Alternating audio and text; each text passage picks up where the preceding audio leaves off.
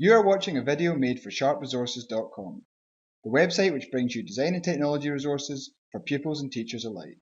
We specialise in PowerPoint presentations, tutorial videos, interactive flash videos, as well as custom resources. Enjoy the video.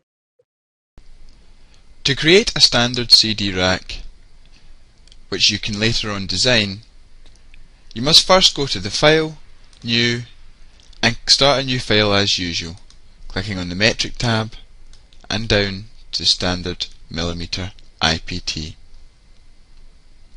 In here we are going to first of all draw a 2-point rectangle for the shape of our base. Remembering we're in sketch mode here, we are then going to scroll down the 2D sketch panel till we get to General Dimension. Click on General Dimension and click on the long side. That will be the side running along the bottom of your screen. Click and pull away, and now we can dimension this, and that will be 320 millimeters. We then want to General Dimension again this line, and as General Dimension is still selected, we can do that. 130 on that size. Zooming out, we will see the shape and size of our base. This is the base of the CD rack, and so what we're going to do is create a cuboid in which the whole CD rack will fit within, and then we're going to extrude material away from it. We can now leave this sketch, so this means right click, done, and then we're going to right click, finish sketch, and in here we always right click again and click on home view, and that'll let us see it.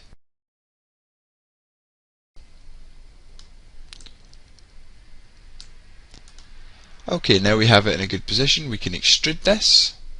As we can see, when we press the extrude button, the profile is already selected for us because it's the only thing we've drawn. Now would be a good time, however, to look at the extrude tool and some of its features. As we know, an extrude is when you're changing a 2D sketch into a 3D shape. So you're adding the third dimension. You can see the profile button. That you would usually click on and then select the profile you're going to create. You have these three sections in the middle. The top one means basically to add material, the second one means to cut material away, and the third one requires us to intersect, which is a tool that we'll look at a later time. Although there are more tools, we're going to look at in particular right now the extents box, and especially the one with a millimeter dimension in it. This is how far we want the extrusion to go, and in this case we're going to be putting 150 millimeters.